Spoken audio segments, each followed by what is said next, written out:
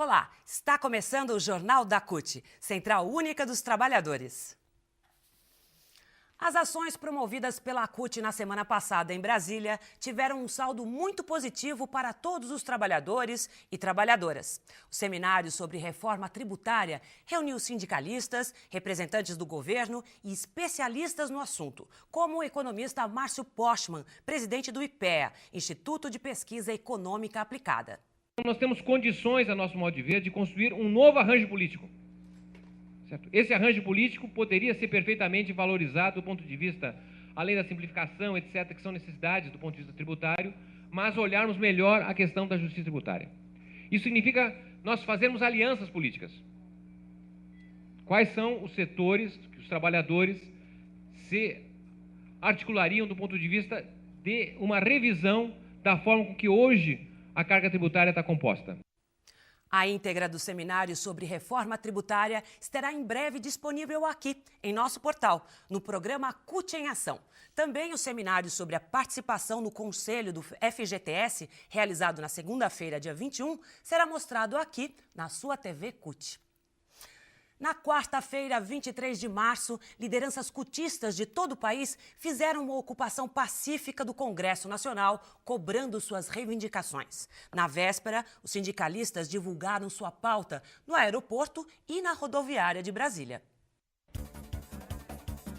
E se os políticos costumam rotineiramente fechar os olhos para as pautas dos trabalhadores, a CUT resolve. A Central Única dos Trabalhadores veio diretamente aqui, no aeroporto de Brasília, para receber os deputados que estão chegando aí para se dirigirem ao Congresso, seus ofícios, e entregar a eles as pautas e as principais reivindicações.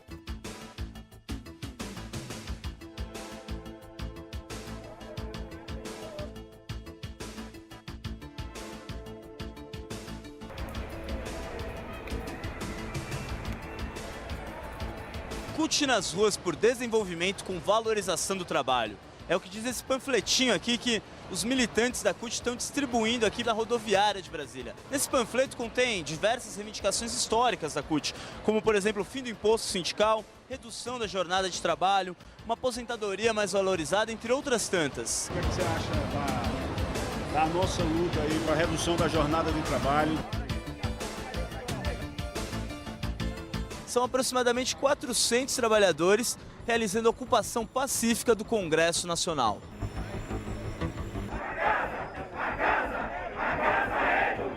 Finalmente, depois de muita espera, muita conversa, os trabalhadores entraram aqui no Congresso.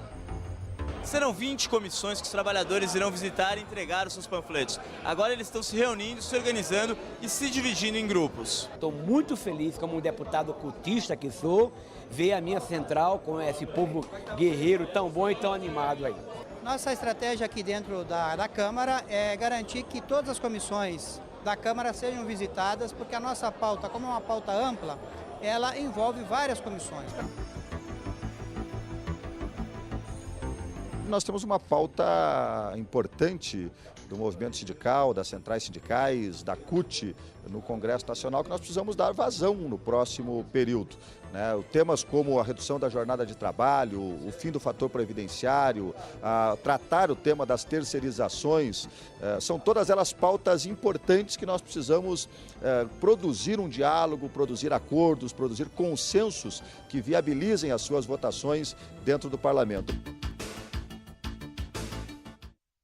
Além do presidente da Câmara, vários parlamentares se comprometeram a encaminhar a pauta da Central. Os dirigentes da CUT também percorreram várias comissões parlamentares no Congresso Nacional. Na Comissão de Educação, conversaram com o ministro Fernando Haddad sobre o PNE, o Plano Nacional de Educação.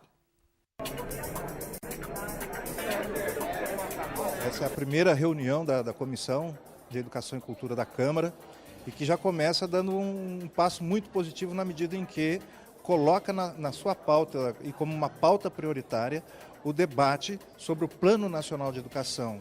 E é importante ressaltar que o Plano Nacional de Educação ele foi construído baseado nos debates feitos por toda a sociedade civil que atua no âmbito da educação. O PL que visa instituir um novo Plano Nacional de Educação. Nós também entendemos que o PIB, a ser aplicado o valor do PIB é de 10% e não de 7%, como foi aprovado. Nós entendemos todas as complicações, mas para que haja o atendimento das 20 metas propostas, a meta que trata dos recursos para a educação tem que ser aumentados. O que nós vamos fazer para conseguir chegar a 7 ou chegar a 10? É preciso dizer isso no Plano Nacional de Educação. As estratégias propostas para que isso... Nós propusemos 7%, né, que foi o compromisso de campanha da então candidata Dilma Rousseff, eleita presidenta da República. Então nós, até por coerência, fizemos constar no plano seu compromisso de campanha.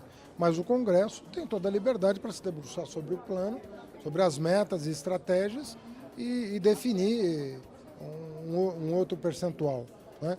Agora, essa proposta do Executivo está embasada em recomendações de organismos internacionais, numa análise criteriosa das metas que foram propostas e, portanto, no volume de recursos necessários para o seu cumprimento. Nós ainda temos um grande problema, que é a questão da valorização dos profissionais da educação, no que tange a formação, carreira e salário.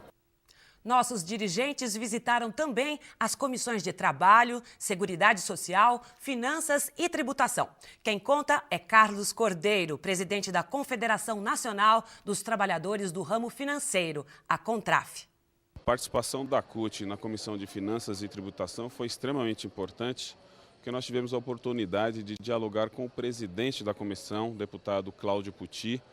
Esta comissão ela tem um papel importante no programa da CUT sobre desenvolvimento econômico, porque o papel de Estado que nós queremos vai depender muito da política fiscal que ela é tida aí hoje pela reforma tributária. Então, qual que é o tamanho do Estado que nós vamos ter, de quem serão os impostos que serão cobrados e para quem esses impostos serão destinados. Então, esta participação da CUT nessa comissão, ela foi extremamente essencial. Nós tivemos a oportunidade de dizer ao deputado que preside a comissão que hoje o sistema tributário ele é extremamente injusto para os trabalhadores. A base de arrecadação, infelizmente, é sobre consumo. Então você tem uma senhora que tem uma renda de R$400 por mês, ela vai ao mercado, compra 1 litro de leite e ela vai pagar o mesmo imposto que paga, por exemplo, um grande empresário, Antônio Hermílio de Moraes. Então essa carga tributária hoje, ela onera muito os trabalhadores. Então nós dissemos para ele da importância, da mudança da base de arrecadação. Nós queremos que essa arrecadação de tributos seja feita a partir da renda e não do consumo. Dissemos para ele também que nós somos contrários ao imposto sindical, nós somos favoráveis ao fim do imposto sindical. E nós queremos que os trabalhadores é que possam decidir como será a sustentação financeira do seu sindicato. Nós dissemos a ele que os trabalhadores querem discutir que os ricos paguem impostos. Então, a questão da progressividade do imposto, ou seja, quem tem mais deve pagar mais impostos, quem tem menos paga menos a partir da renda. E hoje nós temos vários setores da nossa economia que não pagam imposto nenhum, como os bancos, né, que têm altos lucros e não pagam absolutamente nada de impostos, ou sobre os ricos, as grandes fortunas, proprietários de aviões, helicópteros, jet ski, que não pagam absolutamente imposto nenhum. Então, a participação da CUT neste processo é importante. O presidente da CUT, Arthur Henrique, fez um balanço das atividades em Brasília. No final, chamou a atenção para a reunião que acontecerá hoje entre a CUT, o governo e empresários da construção civil para discutir questões de trabalho em obras do PAC.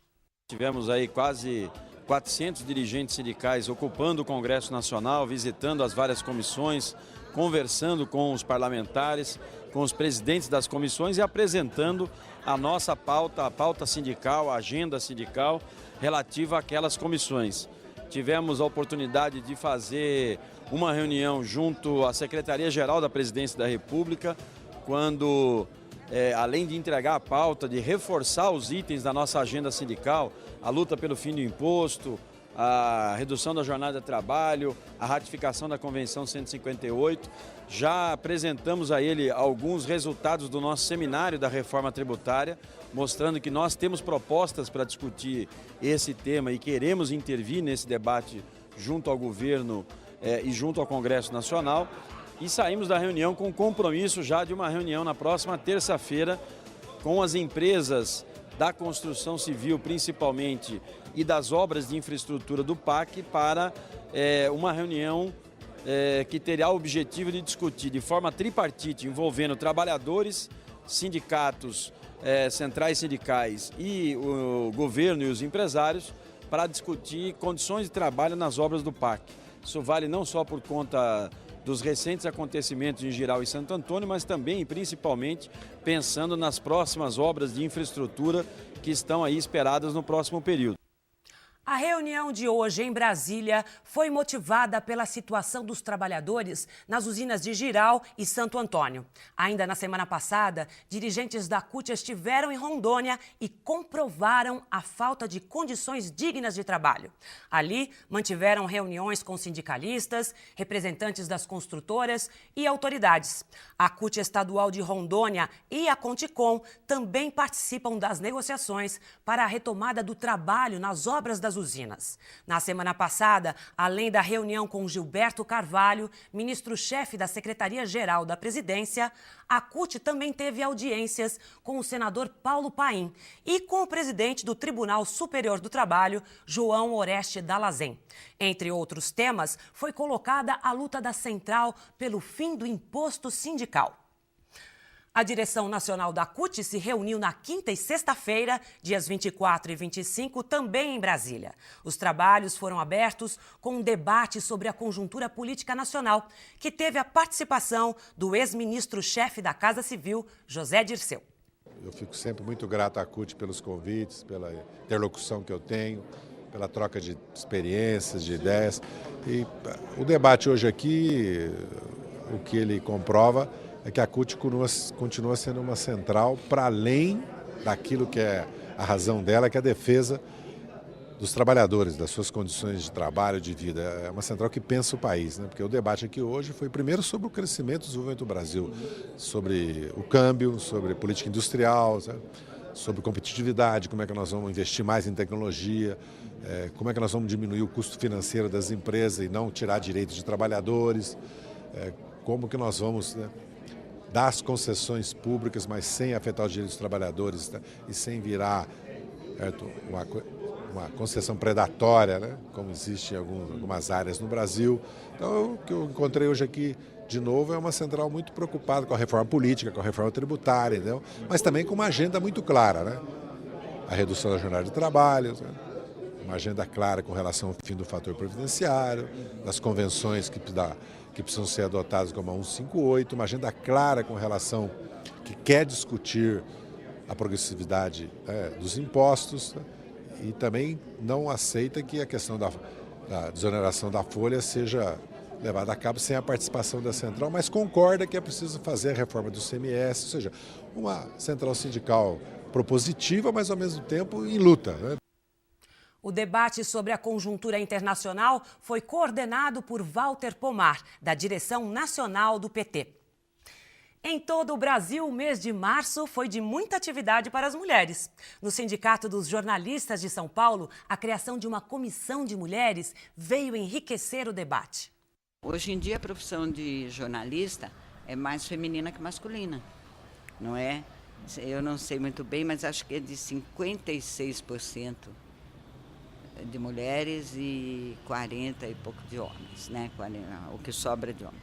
Então, é uma profissão que é um mercado que, quando eu entrei, mais de 40 anos atrás, era quase vetado às mulheres, né? A gente podia escrever sobre moda só, sobre televisão, sobre esse tipo de coisa. Jamais entregariam, não é, nem o cargo de uma repórter política para algumas mulheres, para nenhuma mulher. Então, isso é mais recente, né? E o sindicato aqui, por força da própria categoria, sugestão da própria categoria, montou uma comissão de mulheres para que sejam debatidos os assuntos das mulheres nas redações, não é? Então, a gente não pode dizer que tem assim uma discriminação, não é? Não tem, nós somos muito respeitadas na profissão, mas exatamente por isso é que a gente precisa debater. Ora, quem tem respeito tem que fazer por merecer. E então essa nossa comissão, ela faz parte disso. Discutir o assunto das mulheres, da questão das mulheres do universo feminino, da questão das mulheres no mundo, dentro do Sindicato de Jornalistas. Os trabalhadores da Embrapa conseguiram na quinta-feira, dia 24, uma expressiva vitória ao reverter as demissões e punições aplicadas pela empresa. O sindicato da categoria, o Simpaf, conseguiu a criação de uma comissão paritária para garantir os direitos dos trabalhadores. Os metalúrgicos do ABC elegeram os membros de 88 comitês sindicais de empresa e também do Comitê dos Aposentados. O amplo comparecimento fortaleceu ainda mais a representação do sindicato na sua base e foi comemorado por toda a categoria. No sábado, 26 de março, a CUT Ceará realizou o primeiro encontro estadual dos trabalhadores e trabalhadoras com deficiência. Durante o evento, realizado em Fortaleza, foi lançada uma cartilha publicada pela Secretaria Nacional de Políticas Sociais da CUT. Dia 30 de março, na sede da Fundacentro, em São Paulo, a Rede de Estudos do Trabalho e a Associação para a Defesa da Saúde no Trabalho, a ADESAT, promoverão o workshop Trabalho, Subjetividade e Saúde. A programação é aberta aos interessados. E o Jornal da CUT fica por aqui. Até a nossa próxima edição.